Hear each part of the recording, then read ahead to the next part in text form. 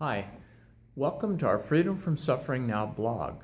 I'm Dr. Steve Grinstead, and today I want to talk about one of the biggest saboteurs of an effective chronic pain management plan, and it's also the most common co-occurring problem people living with chronic pain experience, and that's depression. I want to share a little bit personally today because this was something in my early pain management over 32 years ago that I had to deal with.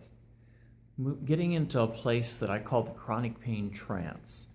That's developing a whole series of negative, self-defeating, hopeless thinking patterns that led me to spiraling down into that no-win situation to where I mistakenly believed my life was over and it was never going to get better.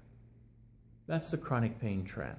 Now, there's a big difference between clinical depression and feeling down or blue. If you want to learn more about this and you're watching this on YouTube, go to my Freedom from Suffering Now blog. If you're already on the blog, just continue reading because you'll see some of the most common symptoms of depression and an idea of how to deal with it.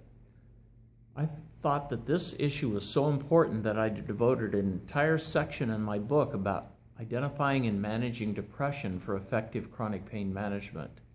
And that was in Freedom from Suffering, A Journey of Hope. It is possible to dig yourself out of that depression pit and to get out of the problem into the solution. Usually, though, we can't do it alone. I know for me it was really important to have a team of people that I could depend on to help me challenge that negative thinking patterns when they kicked in, that would be there to help me not isolate. Isolation is one of the worst things for depression. And, it's very counterintuitive, but when people feel depressed, they don't want to do anything, but as soon as they do something, they start feeling better. And I know that was true for me, and it's true for many of the patients I worked with over the past 30 years. Freedom from suffering is possible, and it's preferable.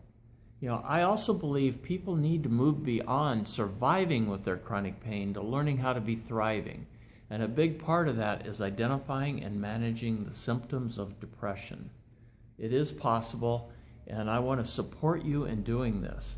So all I could say is onward and upward, the sky's the limit. The only limitations are your motivation and your imagination. And don't forget to get some teammates on your journey from your freedom from suffering. Thank you very much.